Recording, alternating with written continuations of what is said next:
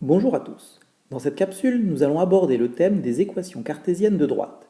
Nous utiliserons pour cela la notion de vecteur collinéaire que nous venons de travailler en classe.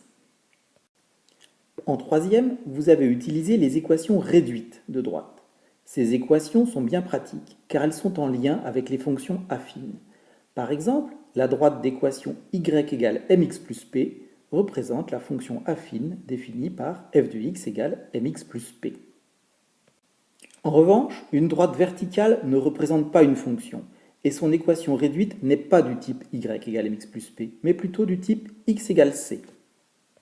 Ceci est embêtant pour le mathématicien qui n'aime pas les cas particuliers.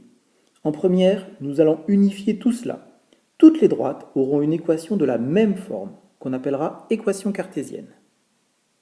Nous allons tout d'abord définir une nouvelle notion. Il s'agit de la notion de vecteur directeur d'une droite. Je vous demande de noter la chose suivante dans votre cahier. Un vecteur directeur d'une droite est un vecteur non nul dont la direction est celle de la droite. Ainsi, une droite possède une infinité de vecteurs directeurs, tous collinéaires entre eux. Pour vous convaincre qu'une droite ne possède pas un unique vecteur directeur, regardez cette droite AB. Tous ces vecteurs colorés sont des vecteurs directeurs de AB. Ils ont tous la même direction que AB. Ils sont tous collinéaires entre eux. La propriété suivante est donc évidente. Deux droites D et D' de vecteurs directeurs U et V sont parallèles si et seulement si U et V sont collinéaires. Je souhaite que vous mettiez maintenant en pause pour que vous vous entraîniez à énoncer cette équivalence à l'aide de deux phrases qui utilisent si alors. Voici tout d'abord le sens direct. Si deux droites sont parallèles, alors leurs vecteurs directeurs sont collinéaires. Réciproquement, si deux droites possèdent des vecteurs directeurs collinéaires, alors elles sont parallèles. Venons-en maintenant à la définition d'équation cartésienne d'une droite. Propriété: toute droite D possède une équation cartésienne de la forme ax plus by plus c égale 0, où a, b et c sont des nombres réels, avec a ou b non nuls. De plus, on peut dire que le vecteur u de coordonnées moins ba est un vecteur directeur de cette droite. Nous ferons la démonstration générale de cette propriété en classe. Je vous propose pour l'instant de vous familiariser avec cette démonstration dans le cadre d'un exemple. Déterminons une équation cartésienne de la droite D passant par le point A de coordonnées moins 2, 1 et de vecteur directeur U de coordonnées 4, 3. Voici donc le point A de coordonnées moins 2, 1 et le vecteur U de coordonnées 4, 3. Voici aussi la droite D dont on cherche une équation. Nous allons d'abord réfléchir à ce que signifie pour un point d'appartenir à la droite D.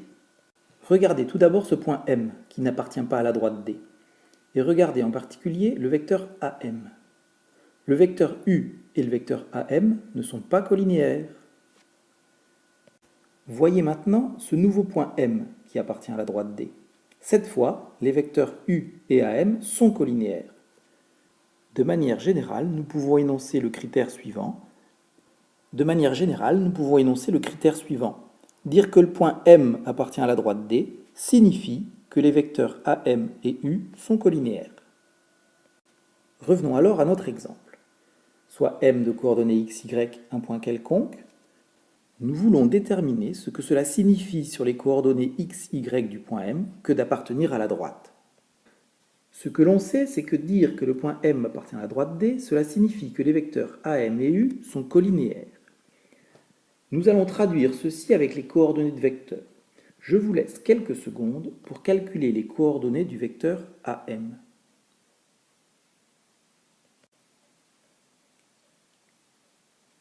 J'ai trouvé que AM avait pour coordonnées x plus 2, y moins 1. Maintenant, je vous laisse traduire la collinéarité de ces deux vecteurs à l'aide de la relation vue dans le paragraphe précédent. Mettez donc en pause pour faire les calculs. La relation du cahier de leçon s'écrit x plus 2 fois 3 moins y moins 1 fois 4 égale 0 pour traduire la collinéarité des vecteurs. Simplifions ce calcul, cela donne 3x plus 6 moins 4y plus 4 égale 0, soit encore après simplification, 3x moins 4y plus 10 égale 0. Ceci est bien une équation de la forme attendue. On dit alors que 3x moins 4y plus 10 égale 0 est une équation cartésienne de la droite D, et on reconnaît bien une équation de la forme ax plus by plus c égale 0, avec a égale 3, b égale moins 4 et c égale 10. De plus, examinez le vecteur de coordonnées moins ba, c'est-à-dire moins 4 et 3. On reconnaît le vecteur u, c'est-à-dire un vecteur directeur de la droite D. Alors, à quoi tout cela sert-il? Terminons avec un exemple. Nous avons maintenant un critère pour déterminer si un point appartient ou non à cette droite D. Je vous demande, le point B de coordonnées 7, 8 appartient-il à la droite D? Mettez en pause pour réfléchir à cette question. Je vous rappelle que nous venons de démontrer que tout point de la droite D possède des coordonnées xy qui vérifient l'équation 3x moins 4y plus 10 égale 0. Qu'en est-il pour le point B?